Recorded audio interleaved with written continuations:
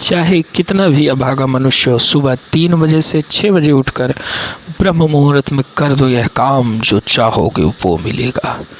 एक समय की बात है, माता पार्वती ने भगवान शिव से पूछा, स्वामी, मैंने देखा है कि चाहे कितना ही अभागा मनुष्य हो, अगर वह सुबह के समय ब्रह्म मुहूर्त में उठता है तो वह बहुत सुखी रहता है। ऐसा क्यों है? मुझे ब्रह्म मुहूर्त का रहस्य बताइए। तब भगवान शिव ने कहा, हे देवी, मैं आपको इस प्रश्न का उत्तर एक कथा के माध्यम से बताऊंगा। कृपया आप इस कथा को ध्यानपूर्वक सुनना, और जो भी मनुष्य इस कथा को पूरा सुनेगा वह कभी भी इस अवसर को अपने हाथ से जाने नहीं देगा। ब्रह्म मुहूर्त का रहस्य जानकर पूरा जीवन बदल जाएगा। भगवान शिव कथा को सुनाना प्रारंभ करते हैं और माता पार्वती से कहते हैं, बहुत समय पहले की बात है, काशी में दीनू नाम का एक लड़का रहता था। वह लड़का बहुत ही अच्छा था, लेकिन एक गलत आदत थी, वह देर तक सोता रहता था। सुबह उसे जगाने के लिए घर वाले कई प्रयास करते थे, परंतु वह रोज़ाना सुबह देर तक उठता था। वह लड़का कभी भी 9 बजे से पहले नहीं उठता था। जब वह बालक था तब परिवार वालों ने सोचा कि जब यह बड़ा हो जाएगा तो इसकी आदत में सुधार हो जाएगी, परंतु वह लड़का जैसे जैसे बड़ा होता गया उसकी यह आदत और भी ज़्यादा गहरी होती चली गई। दुनिया इधर से उधर हो सकती थी, लेकिन वह लड़का कभी भी जल्दी नहीं उठ पाता था। उसके पिता उसकी इस आदत से बहुत ज़्यादा परेशान रहने लगते थे। उस लड़के को ढेरों नकारात्मक शक्तियों ने घेर लिया था। वह सभी को पलटकर जवाब देता था और दिन भर उदास रहता था। इसका असर उसके स्वास्थ्य पर भी पड़ रहा था। जब उस लड़के को यह पता लगा कि उसके सारे मित्र सफलता को प्राप्त कर चुके हैं, तब वह और भी ज़्यादा चिंतित हो गया और ईश्वर को कोसने लगा। वह बार बार यही कहता था कि मेरी किस्मत ही खराब है, परंतु उसके पिता अच्छी तरह से जानते थे कि उस लड़के के असफल होने के पीछे क्या कारण है। भगवान शिव ने कहा, हे देवी, फिर एक दिन की बात है, उसके पिता को किसी सन्यासी के बारे में पता चला। उसने तुरंत अपने बेटे की समस्या को लेकर उस सन्यासी के पास जाने का निर्णय लिया। सन्यासी को बेटे की आदतों के बारे में बताया और सन्यासी ने कहा कि कल आप अपने बेटे को इस आश्रम में आने को कहिए। फिर उस लड़के का पिता अपने घर की ओर चला गया। उसे पता था कि अगर वह सीधे तरीके से अपने बेटों को सन्यासी से मिलने के लिए कहेगा तो वह कभी तैयार नहीं होगा। उसने अपने बेटे को अपने पास बुलाया और कहा, तुम्हारे सारे मित्र जीवन में सफलता प्राप्त कर चुके हैं, क्या तुम सफल नहीं होना चाहते हो? लड़के ने उत्तर दिया कि जरूर पिताजी, परंतु जब भी मैं अपने मित्रों से उनकी सफलता का रहस्य पूछता हूँ तो वह मुझे कुछ नहीं बताते। भगवान शिव ने कहा, हे देवी, फिर उसके पिता ने कहा कि मुझे यह रहस्य पता चल गया है कि वह सभी क्यों सफल होते जा रहे हैं। तब उस लड़के ने बड़ी उत्सुकता से पूछा, क्या पता चल गया है पिताजी? कृपया करके आप मुझे बताइए। उसके पिता ने कहा, कल सुबह तुम्हें एक सन्यासी के आश्रम में जाकर उनसे मिलना है। यदि तुम वहां पर समय से पहुंच गए तो वह सन्यासी तुम्हें ऐसा मंत्र बताएगा जिससे तुम सफल हो जाओगे। परंतु एक समस्या है। लड़के ने कहा, पिताजी, मैं कल पूरी रात जागता रहूँगा और सुबह सन्यासी से मिलकर आऊँगा। उसके पिता ने कहा कि ठीक है, तुम वहाँ जाकर उस सन्यासी की आज्ञा को मानना। पिता की बात सुनकर वह लड़का बहुत अधिक खुश हुआ। जीवन में पहली बार रात्रि में वह जागता रहा, परंतु थोड़े ही समय में उसे नींद आ गई और वह सो गया। फिर अगली सुबह जब वह उठा तो उसे पता चला कि सन्यासी से मिलने का समय समाप्त हो चुका था। उसके पिता ने लड़के की तरफ देखा और कहा कि तुम जीवन में कभी सफल नहीं हो पाओगे, जाओ और जाकर सो जाओ। पिता की यह बात सुनकर उसे लड़के को बहुत दुख हुआ। उसने मन ही मन स्वयं को चुनौती दी कि कल सुबह वह सन्यासी से मिलने अवश्य जाएगा। उसने अपने पैर में एक छोटा सा घाव बना लिया। जिससे दर्द के कारण उसे रात भर नींद नहीं आई। भगवान शिव ने कहा, हे देवी, यह ऐसा पहला अवसर था जब उसने अपने जीवन में पहली बार सूर्योदय देखा था। वह तुरंत ही तैयार होकर सन्यासी से मिलने के लिए चला गया। आज उसका अनुभव कुछ अलग ही था। वह बेहद शांत महसूस कर रहा था। चलते चलते वह लड़का जैसे ही सन्यासी के आश्रम में पहुंचा तो वहां पर उसने देखा कि सन्यासी और उसके सभी शिष्य ध्यान लगाकर बैठे हुए थे। भगवान शिव ने कहा, हे देवी, फिर जब ध्यान का समय समाप्त हुआ तब लड़का उस सन्यासी के पास पहुंचा और उन्हें प्रणाम करते हुए बोला कि आपके पास कोई ऐसा मंत्र है जिससे मैं सफल हो सकता हूँ? कृपया करके मुझे वह मंत्र बताइए। मैं भी अपने मित्रों के समान सफल होना चाहता हूँ और अच्छा जीवन जीना चाहता हूँ। भगवान शिव ने कहा, हे देवी। फिर सन्यासी मुस्कुराए और बोले, अच्छा तो तुम वही बालक हो।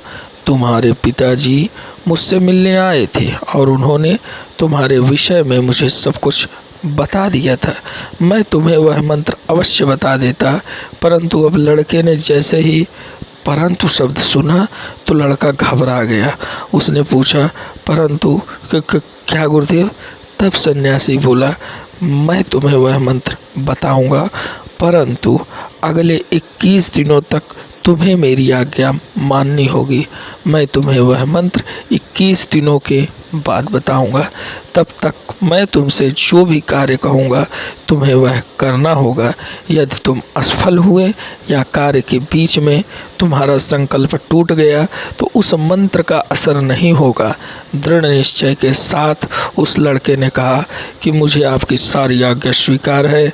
मैं अगले 21 दिनों के लिए आपका दास हूँ। आप जो भी कहेंगे मैं वही कार्य करूँगा। मुझे केवल और केवल उस मंत्र के बारे में जानना है। भगवान शिव ने कहा, हे देवी। फिर सन्यासी उस लड़के से कहा कि ठीक है, कल से तुम्हारा कार्य शुरू होगा। तुम इसी आश्रम में निवास करोगे। वह लड़का आश्रम में निवास करने के लिए तैयार हो गया।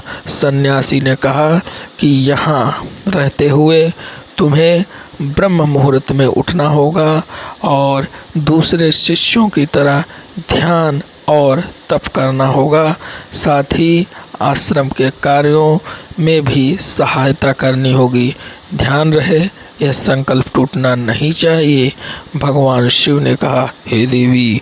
अब लड़का सन्यासी की बात से सहमत हो गया और अगले दिन से उसके कार्य के दिन की शुरुआत थी। एक बार उसने दृढ़ निश्चय किया, परंतु 1 सप्ताह बीतने के पश्चात ही उसका संकल्प टूट गया और वह 8वें दिन देर तक सोता रहा। जब वह नींद से जागा तो उसने कहा कि मुझसे कितनी बड़ी भूल हो गई है। वह रोते हुए सन्यासी के पास पहुंचा और कहने लगा कि हे गुरुदेव, मेरा संकल्प टूट गया। अब मैं जीवन में कभी संकल्प सफल नहीं हो पाऊंगा। सन्यासी ने उसे समझाते हुए कहा कि एक बार फिर से शुरुआत करो, फिर से संकल्प करो। फिर लड़के ने सन्यासी से पूछा कि सुबह उठना इतना आवश्यक क्यों होता है और यहाँ पर सभी लोग इतनी जल्दी क्यों उठ जाते हैं? भगवान शिव ने कहा, हे देवी। तब सन्यासी ने लड़के को समझाते हुए कहा कि सुबह यानी ब्रह्म मुहूर्त में उठने के पीछे बहुत बड़ा विज्ञान छुपा हुआ है। लड़के ने कहा कि कृपया मुझे वह विज्ञान बताने की कृपा करें। सन्यासी ने कहा कि रात्रि को 4 पहर में बांटा गया है। पहला रुद्रकाल, जिसका समय शाम 6 बजे से लेकर 9 बजे तक होता है। दूसरा राक्षस काल, जिसका समय रात्रि 9 बजे से 12 बजे तक होता है। तीसरा गंधर्व काल, जिसका समय रात्रि 12 बजे से सुबह 3 बजे तक होता है। और सबसे अंत में जो पहर आता है उसे मनोहर काल कहते हैं। इस समय को ब्रह्म मुहूर्त या अमृत वेला के नाम से भी जाना जाता है। इसका समय भोर 3 बजे से सुबह 6 बजे तक होता है। यह वह समय होता है जब संसार की नकारात्मक शक्तियाँ निष्क्रिय अवस्था में होती हैं और सकारात्मक शक्तियाँ सक्रिय होती हैं। ब्रह्म मुहूर्त अर्थात देव मुहूर्त। ब्रह्म मुहूर्त का अर्थ देवताओं का समय होता है। भगवान शिव ने कहा, हे देवी, वह सन्यासी आगे कहता है, इस समय देवता धरती पर विचरण कर रहे होते हैं और जागृत मनुष्य पर उनका बड़ा ही सकारात्मक प्रभाव पड़ता है। ब्रह्म मुहूर्त ऐसा समय होता है जिसमें मनुष्य का मस्तिष्क बिल्कुल खाली होता है, जिसमें किसी प्रकार के कोई विचार नहीं होते हैं, और जब इस समय व्यक्ति अपनी पुस्तक खोलकर पाठ का अध्ययन करते हैं तो उन्हें सब कुछ जल्दी जल्दी याद भी होता है और यह लंबे समय तक याद रहता है।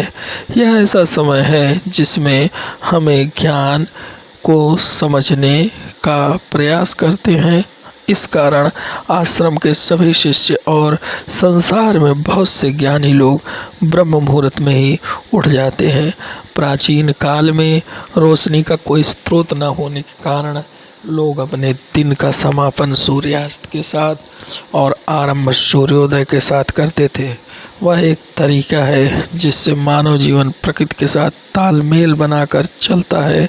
भगवान शिव ने कहा, हे देवी। फिर उस लड़के ने कहा कि ठीक है, मैं कल से अपना संकल्प फिर से शुरू करता हूँ, परंतु ब्रह्म मुहूर्त में उठकर मुझे क्या क्या करना चाहिए।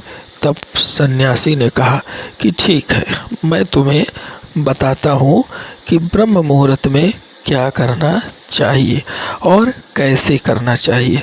सबसे पहले उठकर धरती माता पर पांव रखने से पहले धरती माता को प्रणाम करना चाहिए और अपनी दोनों हथेलियों को देखना चाहिए और ईश्वर को धन्यवाद देना चाहिए कि उन्होंने तुम्हें आज का सूर्योदय देखने का अवसर दिया है। इसके बाद नित्य कर्म और स्नान करने से शरीर की ही नहीं बल्कि मन की शुद्धता भी बढ़ती है। स्नान करने के पश्चात ध्यान की प्रक्रिया होती है। ब्रह्म मुहूर्त में ध्यान की अवधि 21 दिन तक होती है। इस विधि का उपयोग तब किया जाता है जब आप अपनी कोई मनोकामना की पूर्ति चाहते हैं। यह ऐसा समय होता है जब व्यक्ति अपने आज्ञा चक्र को सक्रिय करने पर काम करते हैं। भगवान शिव ने कहा, हे देवी। आगे वह सन्यासी कहता है, आज्ञा चक्र दोनों भवों के बीच होता है। यह संकल्प का स्थान भी कहा जाता है। अगर इस चक्र पर ध्यान केंद्रित किया जाए और अपनी मनोकामना को बार बार दोहराया जाए तो मात्र 21 दिनों के भीतर वह मनोकामना पूरी हो जाती है। अगर आपके मन में कोई अधूरी मनोकामना है और आप उसे पूरी करना चाहते हैं, तब उसे सबसे पहले उस मनोकामना का स्पष्टीकरण कर लें। आपको क्या चाहिए यह निर्णय अवश्य कर लें। इसके बाद ध्यान की विधि को शुरू करें। ब्रह्म मुहूर्त में स्नान के बाद एक ऐसा स्थान चुनें जहाँ पर वायु का प्रवेश हो। ध्यान में शुद्ध प्राणवायु का होना आवश्यक होता है। ध्यान की मुद्रा में रीढ़ की हड्डी सीधी होनी चाहिए, साथ ही गर्दन भी सीधी होनी चाहिए।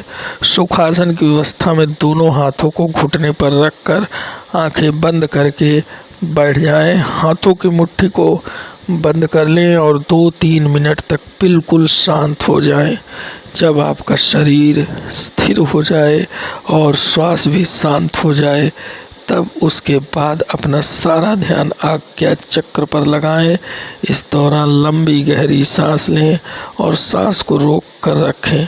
इस समय आप अपनी इच्छा को मन ही मन दोहराएं और अपने मन से इष्ट देव और देवी देवताओं और गुरुजनों का चिंतन करें।